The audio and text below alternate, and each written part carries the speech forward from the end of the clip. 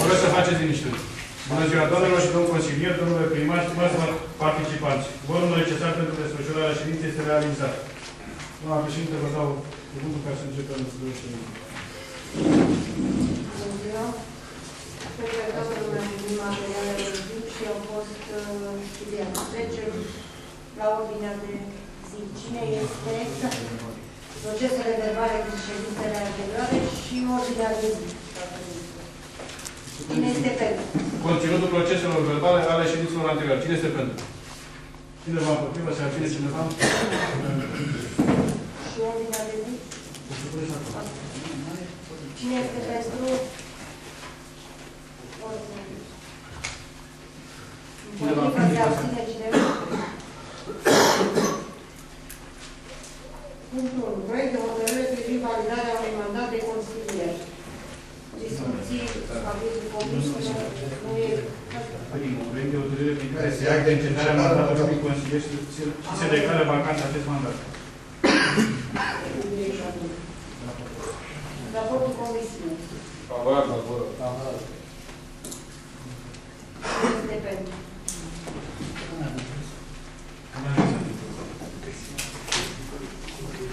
La punctul 2, rog Comisia de Validare, respectiv domnul Nicola, domnișoara Reveț, domnul Stelian, domnul Mitulețu și domnul Păun să ne retragem pentru a analiza și să încheiem în formă.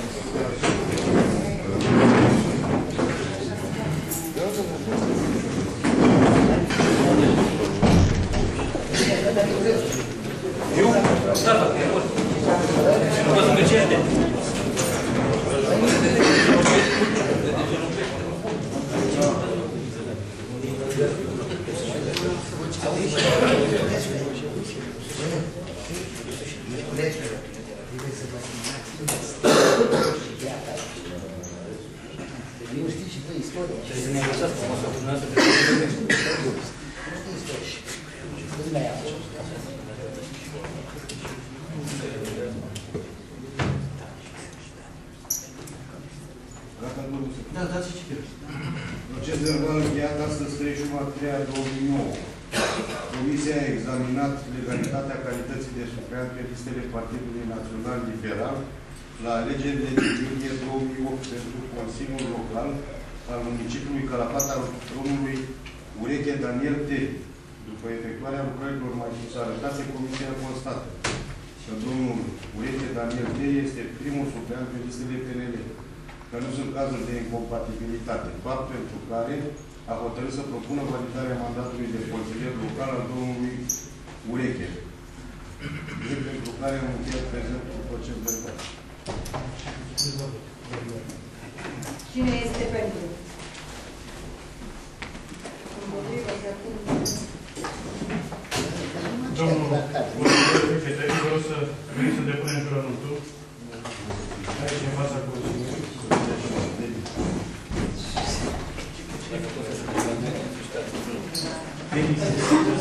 Domnul Trăistaru, nu trece să-l filmați pe tine. Ce poți să crezi că ea să fie?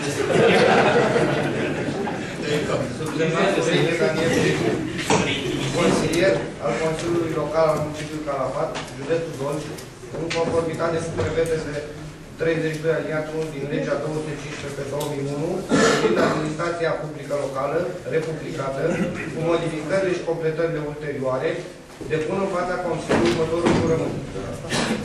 Jur să respect Constituția și legile țării și să fac, cu bună credință, tot ceea ce stă în puteri și priceperea mea pentru binele locuitorilor municipiului Calafat, așa să ne ajute Dumnezeu.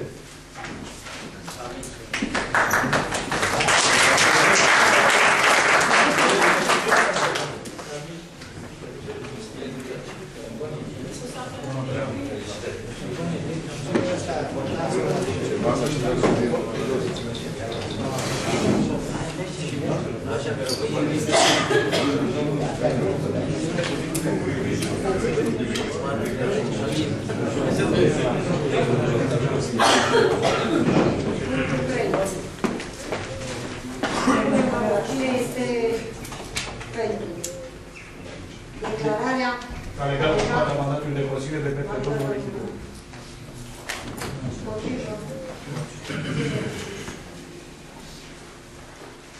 Punctul 4. Proiect de hotărâre privind numirea unui consilier într-o comisie de specialitate a Consiliului Local. Avizul comisiilor?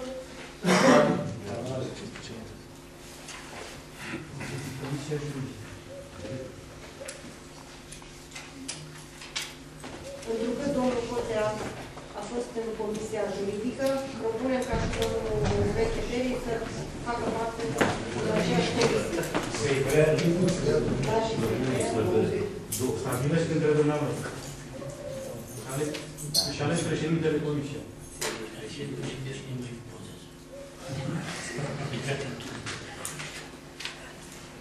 Cine este pentru? Abținere. Punctul 5. Proiect de hotărâre privind aprobarea utilizării fondului de rulment pe anul 2009.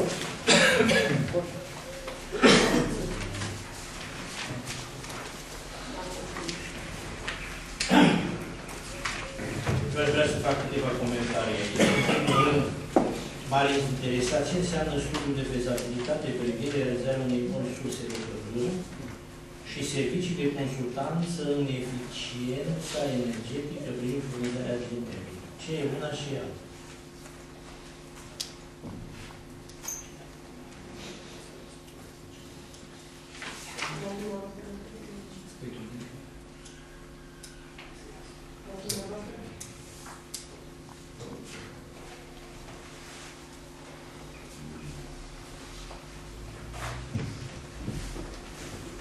Studiul de fezabilitate pentru o nouă sursă de căldură este prevăzut în acest proiect de hotărâre, nu este contractat în eventualitatea găsirii unei firme care să realizeze acest proiect. Deci, dacă va fi necesar. Pentru rapiditate, să nu avem nevoie. Nu e contractat. Deci nu-ți bani utilizați. Serviciile de consultanță în eficiența energetică este contractat și se referă la transformarea punctelor termice în centrale de cartier, în surse proprii de căldură punctelor termice. Este un lucru, o săptămână, maxim două, ar trebui să finalizăm. Atunci, dați-mi voie să fac următoarea observație. Dacă tot facem și mi se pare normal să facem o sursă de furnizare centralizată a energiei, nu înțeleg atunci de ce să mai transformăm punctele termice